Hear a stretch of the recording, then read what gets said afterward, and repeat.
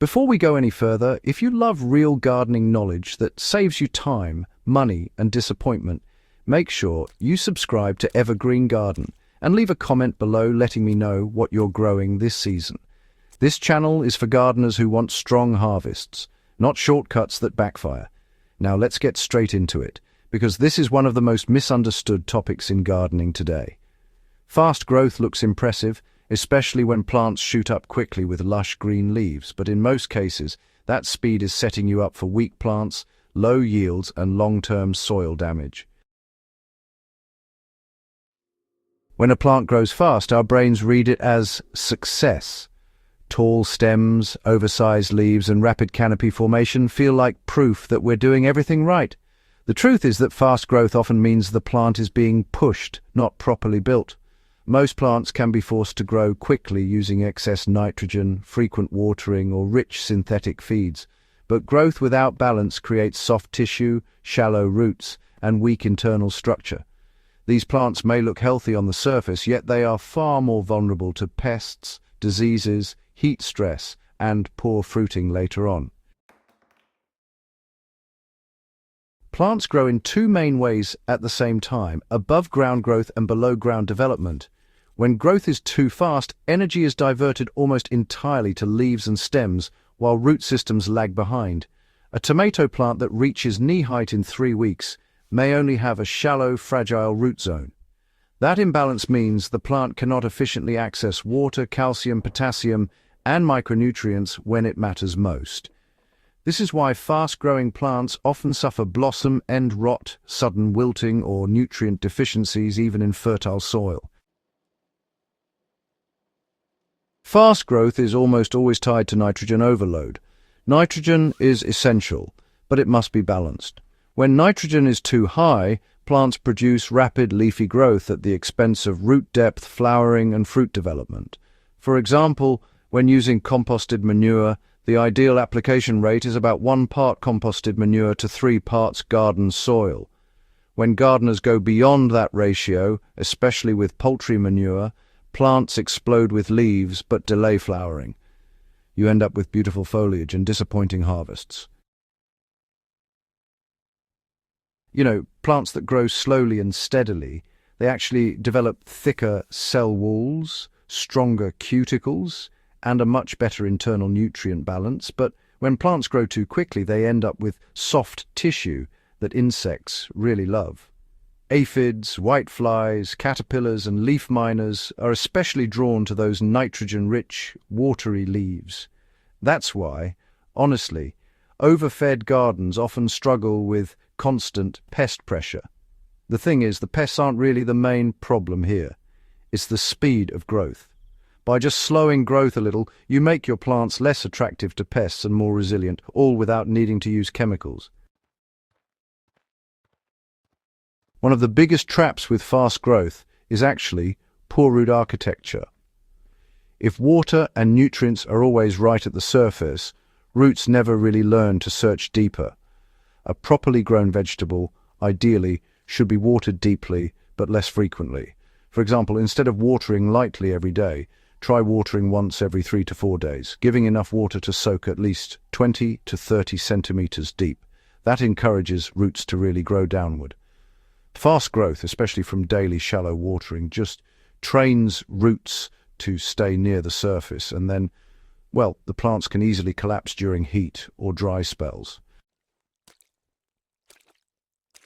Leafy vegetables, they can actually tolerate faster growth a bit better than fruiting crops. Crops like tomatoes, peppers, eggplants, squash, and cucumbers all need a good balance between vegetative growth and reproductive growth. When these plants grow too fast early on, they either delay flowering or might even drop their blossoms later. For instance, a tomato plant that's fed heavily with nitrogen in its first month may take weeks longer to set fruit. A much better approach is to use a balanced feed, like a compost-based soil amended with a ratio close to 5:5:5 or its organic equivalent, and then reduce nitrogen once flowering begins. Healthy soil naturally regulates plant growth. Microbes, fungi, and organic matter release nutrients gradually instead of all at once. When you rely heavily on synthetic fertilizers, nutrients flood the root zone instantly, causing unnatural growth spurts. Compost, leaf mold, and well-rotted manure feed plants slowly. A practical approach is adding 2 to 3 centimeters of compost to garden beds at planting time and letting soil organisms do the work. Growth may appear slower at first, but plants will outperform fast-fed ones over the season. Slower growth does not mean weak growth. Steady growth means leaves are firm, stems are thick, internodes are short, and color is rich but not overly dark green. Stunted growth, on the other hand, shows yellowing, thin stems and halted development. The goal is controlled progress, not starvation. For example, when growing maize or beans, side dressing with compost tea, diluted at a ratio of 1 part compost to 5 parts water, provides gentle nutrition without forcing growth.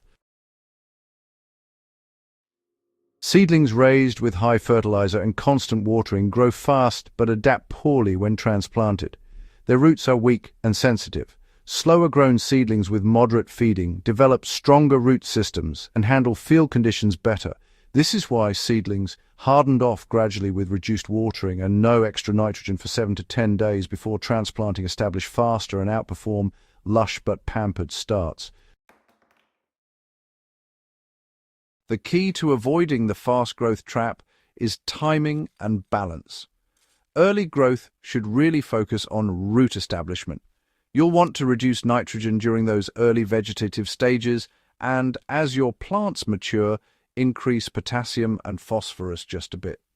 Mulching with organic material helps regulate both moisture and nutrient release. For example, applying a 5 to 7 centimeter layer of straw or dry grass mulch keeps soil moisture stable and, prevents those growth spikes caused by irregular watering.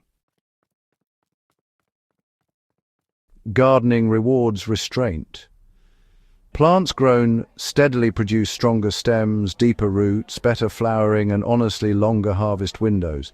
Fast growth gives you early visual satisfaction, but it often leads to mid-season problems that are, difficult to fix. And when growth is balanced, plants become self-supporting, pest-resistant, and productive over time. This is truly the difference between gardens that look good early and gardens that deliver harvests right up until the end of the season.